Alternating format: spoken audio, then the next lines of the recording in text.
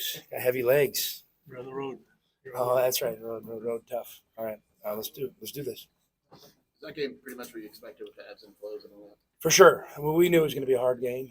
I'm happy we got out to a good start, and but we knew. I mean, I knew they were going to respond in the second half. But you're always thinking that as a coach. I was just hoping we could come out and hit first in the second half, and maybe extend our lead a little bit, and then just really test them. But it didn't happen that way, and I thought our guys did an incredible job of kind of managing a little bit of chaos in that second half. How important was it to see Kyle come out and play? Boswell to come out here and play the way he did. It was awesome. It was awesome. I mean, Kylan is a really good player, and I know he's been on the microscope a little bit, and that's what happens when you are the point guard at Arizona. But I thought he played exceptional today, and I mean, to have 17 points in this atmosphere for an 18-year-old is pretty awesome.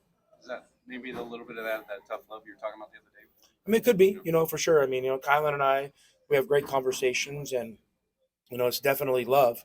I don't know if it's always tough, but yeah, to see him come out and respond like that, I mean, I think that's a great sign for our team. Caleb had a quiet night, but he's had a big night, hitting some key threes. I mean, Caleb's clutch. He's clutch, and he's not afraid of that moment. And I thought he did a good job. Maybe he pressed a little bit there when they made a little bit of a run, and maybe mishandled the ball or two, and then he kind of settled in, and opportunistically he had a couple big shots. I mean, when you're up, I don't know if they're up like 9 or 10 points, and they're pressing, you throw the ball up the sideline, and he's wide open from three. As a coach, you're like, this is good, but if he misses it, it's kind of what they want, because it's going to be a quick shot, and for him to knock that down, that wide open three right in front of our bench was awesome. When you were on Van Pelt last night, you mentioned the importance of getting in some close games. Maybe the final score wasn't that way, but the number of times that they got within 2 scores, and you were able to just kind of extend. Yeah, I mean, it felt like a close game for sure, and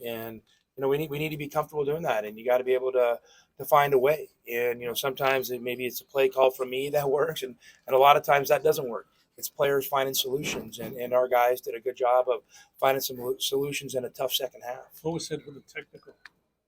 I mean, I didn't swear at anything. I thought the guy, on one of those things, they grabbed the rim with his left hand, and I think he did. I mean, I haven't seen the replay, but yeah, that comes with the deal. I mean, Mike Reed is one of the best officials in the game, and a guy I have a ton of respect for, and he has the right if he wants to tee me up. That's his right.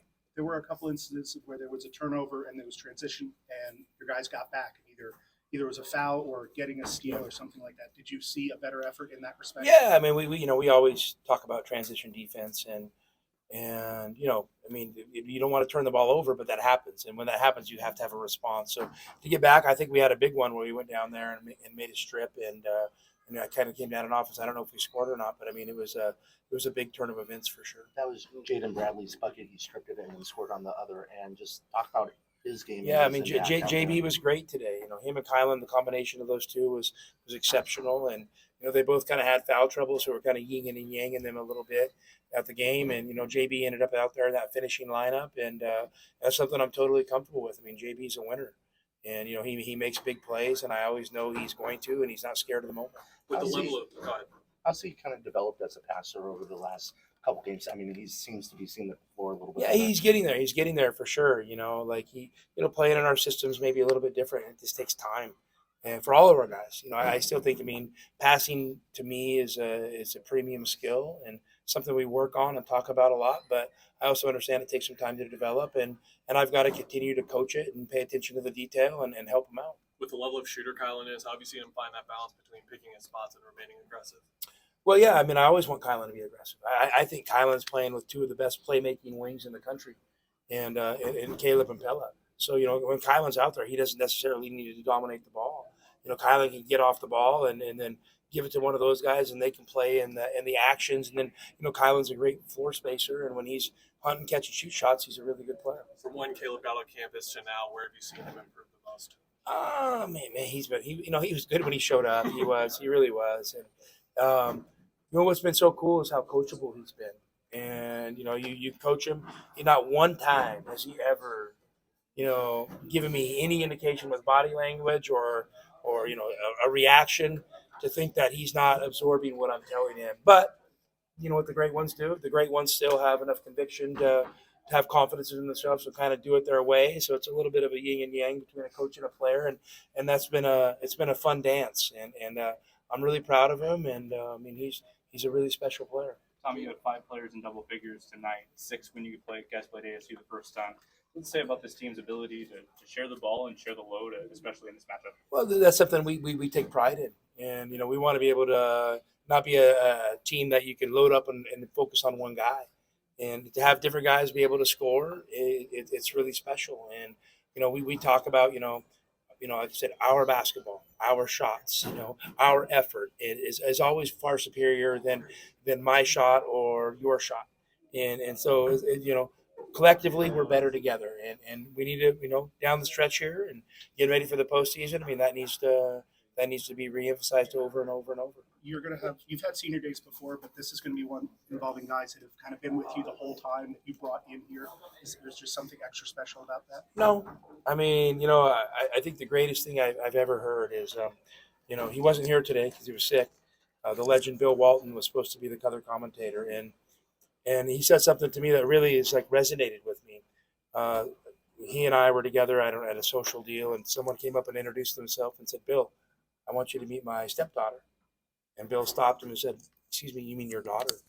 And so whether I recruited guys or not, I coached them, and they're part of Arizona basketball. So, I mean, I love those guys like they're my own, and would treat them no different than, whether I recruited them or someone else recruited them. What do these guys mean to your program and just the path that they've laid ahead of them?